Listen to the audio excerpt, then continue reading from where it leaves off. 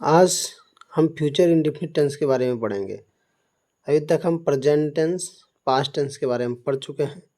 आज future tense के चारों फॉर्मेट के बारे में पढ़ेंगे। तो पहले फ्यूचर इंडेफिनिट टेंस के बारे में पढ़ते हैं। फ्यूचर इंडेफिनिट टेंस बोल रहा है कि जिस हिंदी वाक्य की प्रधान क्रिया के अंत में गा, गे, गी इत्यादि लगा रहे उसे फ्यूचर इंडेफिनिट टेंस कहते हैं। ठीक है। अब बोल रहा है अनुवाद का नियम क्या है। अनुवाद बनाने का नियम है कि सबसे पहले कर्ता को लेंगे, उसके बाद शैल या विल जो लगेगा उसको लगाएंगे, प्लस प्रधान क्रिया जो होगा उसको देखेंगे, उसके बाद कर्म और बाकी अन्य को सबसे लास्ट में। तो वो है कि वह मुझे एक कलम देगी। देखिए गी आया, वह मुझे एक कलम देगी। गी गा आ रहा है, इसका मतलब है कि फ्यूचर इंडेफिनिट टेंस है। ठीक है।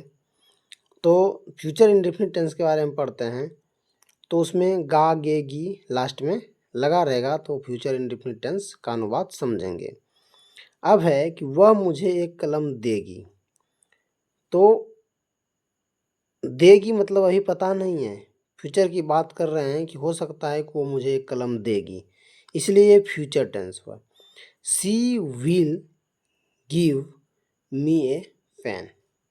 वह मुझे एक कलम देगी। क्या वह मुझे एक कलम देगी? तो will she give me a pen. क्या वह मुझे एक कलम नहीं देगी? तो she will not give me a pen.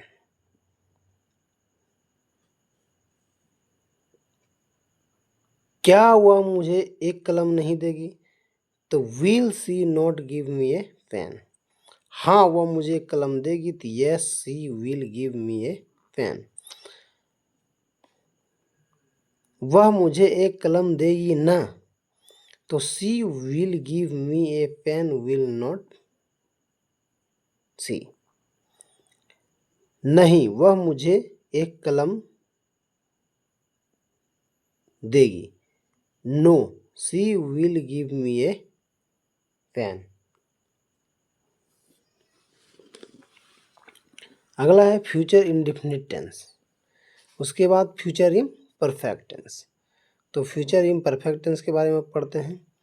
जिस हिंदी वाक्य की प्रधान क्रिया के अंत में रहा होगा, रही होगी, रहे होंगे इत्यादि लगा रहे उसे फ्यूचर इम्परफेक्ट टेंस कहते हैं। अनुवाद का नियम है कि कर्ता के बाद शैल या विल प्लस बी लगाएंगे, प्रधान क्रिया में आईएनजी लगेगा, प्लस कर्म होगा, उसके बाद अन्य लगेंगे।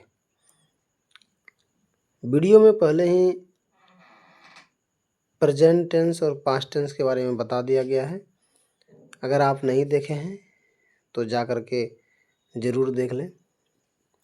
वह एक कहानी लिख रही होगी। वह एक कहानी लिख रही होगी। अब रहा रही आ गया है, तो रहा रही आ गया है तो इसका मतलब है कि यह इम्परफेक्ट टेंस है, present imperfect, future imperfect tense. अब she will be writing a story.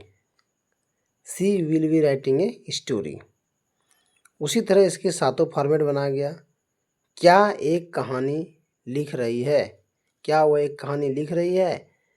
तो will she be writing a story.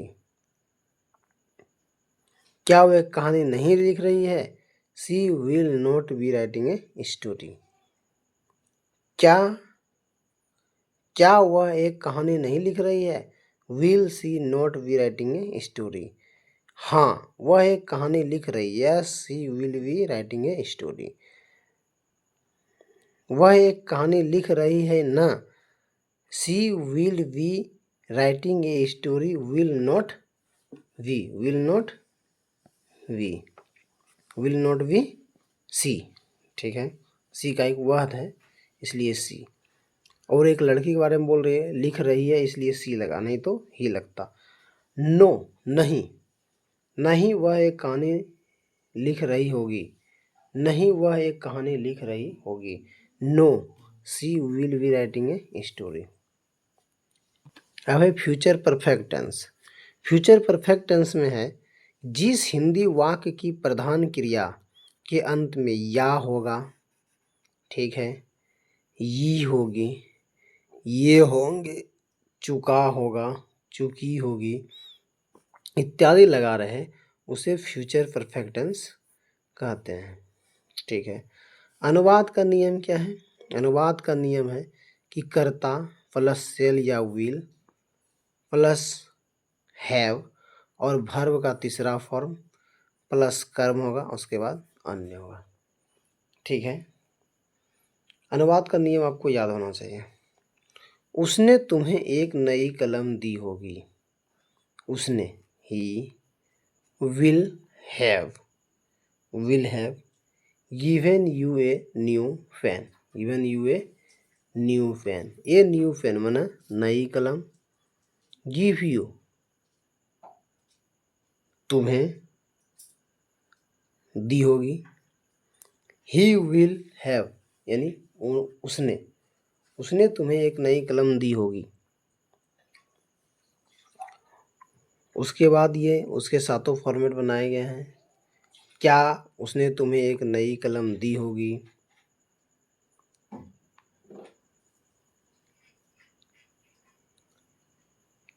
उसने तुम्हें एक कलम नहीं दी होगी, will he have not give you a new pen, क्या उसने तुम्हें एक नई कलम नहीं दी होगी, हाँ उसने तुम्हें एक नई कलम दी होगी, he will have given you a new pen, will have not है, उसने तुम्हें एक नई कलम दी होगी ना, ठीक, इस तरह सातों फॉर्मेट को बनाया गया है। अब है कि ना, नहीं उसने तुम्हें एक नई कलम दी होगी, तो उसका है।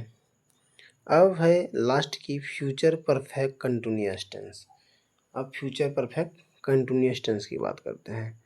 फ्यूचर परफेक्ट कंटिन्यूअस टेंस में है जिस हिंदी वाक्य की प्रधान क्रिया के अंत में आ रहा होगा, आ रही होगी, आ रहे होंगे इत्यादि लगा रहे, उसे फ्यूचर परफेक्ट कंटिन्यूअस टेंस कहते हैं, ठीक है।